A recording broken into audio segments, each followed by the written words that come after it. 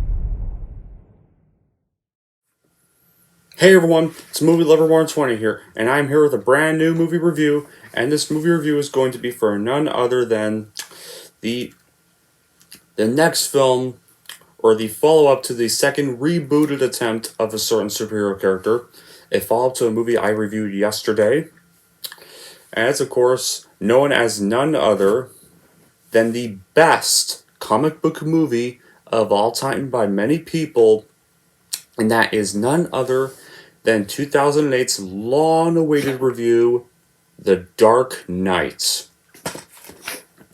Yes, this is easily, like you probably all do know, my favorite comic book movie of all time, and my favorite DC movie of all time.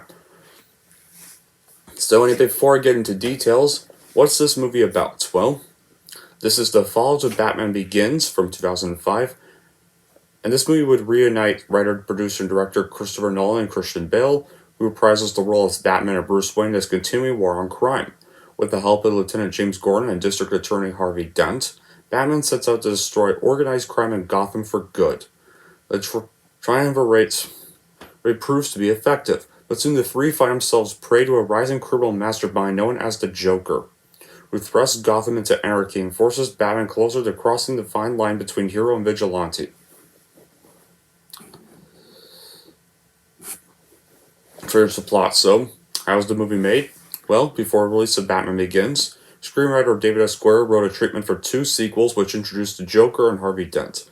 His original intent was for the Joker to scar Dent during the Joker's trial in the third film, turning Dent into the supervillain Two-Face, Goyer. Goyer, who penned the first draft of the film, cited the DC Comics 13-issue comic book limited series Batman The Long Halloween as the major influence on his storyline. According to veteran Batman artist Neal Adams, he met with David Goyer in Los Angeles, and the story would eventually look to Adams and writer Denny O'Neil's 1971 story, The Joker's Five-Way Revenge, that appeared in Batman number 251, in which O'Neil and Adams reintroduced the Joker. While initially uncertain of whether or not he would return to direct the sequel, Nolan did want to reinterpret the Joker on screen. On July 31st, 2006, Warner Bros. Officially announced initiation. After much research, Nolan's brother and co-writer Jonathan Nolan suggested the Joker's first two appearances, published in the first issue of Batman 1940, as the crucial influences. Christopher had Jonathan watch Fritz Lang's 1933 crime film The Testament of Dr. Mabuse prior to writing the Joker. With the Joker resembling Mabuse's characteristics, Christopher Nolan referred to Lang's film as essential research for anyone attempting to write a supervillain. Jerry Robinson, one of Joker's co-creators, was consulted on the character's portrayal. Nolan decided to avoid divulging an in-depth story for the Joker and instead portray his rise of power so as to not diminish the threat he posed. And when he explained to MTV News that the Joker we would meet in The Dark Knight is fully formed, to me the Joker is an absolute. There are no shades of gray on him, maybe shades of purple, he's unbelievably dark, he bursts in just as he did in the comics, which Nolan said to IGN. We never wanted to do an origin story for the Joker in this film, because the arc of the story is much more Harvey Dent's. The Joker is presented as an absolute. It's a very thrilling element in the film and a very important element. But we wanted to deal with the rise of the Joker, not the origin of the Joker. And Nolan even suggested that Batman the Killing Joke influenced a section of the Joker's dialogue in the film, in which he says that anyone can become like him if given the right circumstances. Nolan cited Heat as a sort of inspiration for his aim to tell a very large city story, or the story of a city. if you want to if you want to take on Gotham, you want to give Gotham a kind of weight and breadth and depth in there. So you wind up dealing with the political figures, the media figures, as part of the whole fabric of how a city is bound together. So anyway, that being said, sorry, I need a minute. So the film was released on July 18th, 2008, and of course, it would go on to become one of the best films of its decade, one of the greatest and most influential films of all time, and was critically acclaimed for its screenplay, visual style, musical score, stunts, mature themes, performances, particularly Heath Ledger's cinematography, action sequences, and direction. The film even set on numerous records during its theatrical run. The Dark Knight appeared on 2,287 critics' top 10 list, more than any other film in 2008 with the exception of WALL-E, and more critics named The Dark Knight the best film released that year. With over $1 billion of revenue worldwide, it became the fourth highest grossing film at the time, and the highest grossing film in 2008. It also set the record for highest grossing domestic opening with $158 million, a record it held for 3 years, and at the 81st Academy Awards, the film received 8 nominations. It even won the award for Best Sound Editing, and Ledger was posthumously awarded Best Supporting Actor. While I sadly missed the film in theaters, but then saw it in theaters at a re-release anyways, but I was able to see it on DVD when it first came out, and I have loved this movie ever since. Like I said, easily the number one best comic book movie ever, and is easily the number one best Batman movie ever. This would be one of those rare sequels that's better than the first one by far. Anyway, let's get on with the good qualities of this film. And good qualities, well, yeah, it's often considered the greatest comic book movie of all time, and it's one of the most successful attempts to make a superhero movie appear realistic. While a majority of blockbusters failed to stand the test of time for a number of reasons, one thing that makes this film timeless is that these things were dark in 2008 for America, with 2 rough wars and natural disasters on people's minds and a massive economic collapse just a few short months away. And while movies that directly address the issues and its effects usually bomb at the box office, the people still had some serious psychological issues to collectively vent. The film's able to address several serious topics like organized crime, corruption of politicians, vigilantism, terrorism, and even the heroes losing without having to get too serious, as it's masked as a Batman superhero movie, who in general tends to reflect with that mood of the times, to appeal to common audiences. Some great scenery too, and especially all around Gotham. It updates the Batsuit to closer resemble the logo symbol in the Batarang itself.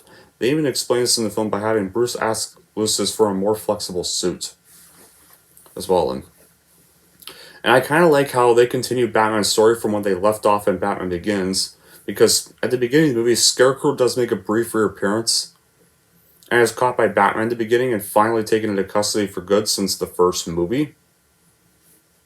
Since he got away in Batman Begins and still hasn't completed his arc. Rachel's death was an unexpected moment that majorly affects Batman for the rest of the trilogy. However, personally, I'm not really a fan of the character of Rachel, so for me, her death doesn't really have much of an impact on me. Some excellent fight scenes as well.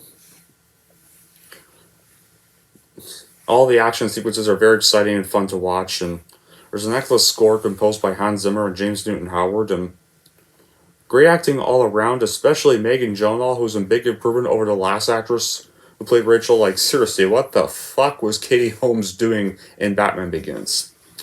And let's not forget, of course, Heath Ledger as the Joker. Now on to that one. Heath Ledger's portrayal of the Joker is arguably the best and greatest incarnation of the Joker's character to date.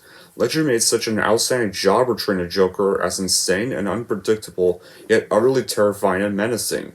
And all the scenes featuring him, like the monologues about his scars or when he talks to Harvey Dent at the hospital, are extremely tense and keep you on the edge of your seat. He got a very deserved Oscar for the role, making him the first comic book movie actor to do so, even if this role sadly cost him his life. May he rest in peace. So many great quotes from the Joker too, especially the line, "Why so serious?" Because everything he says is very great and iconic. And even Two-Face as well. Two-Face is also a great and intimidating villain that is driven by revenge instead of his split personality disorder getting worse after his face is burned. The film's dark and gritty tone was done right. That should always be the case when making a Batman movie. You gotta get the tone right and evenly balance it out. Some memorable and now iconic scenes, some of them include the opening bank robbery scene, the Joker's pencil trick. I'm gonna make this pencil disappear. Ta-da! It's gone. The truck chase 2 and Batman interrogating the Joker, the hospital explosion, etc. Once again, like Batman Begins, some fantastic direction from Christopher Nolan, some amazing cinematography, some great editing as well, and some awesome dialogue. And now on to Aaron Eckhart's performance as Two-Face. Aaron Eckhart's performance as Two-Face is very phenomenal and a major step up from the terrible performance from Tommy Lee Jones in Forever. I even love how the trailers never revealed Harvey Dent or never revealed Two-Face at all, and they kept him and Two-Face all a surprise.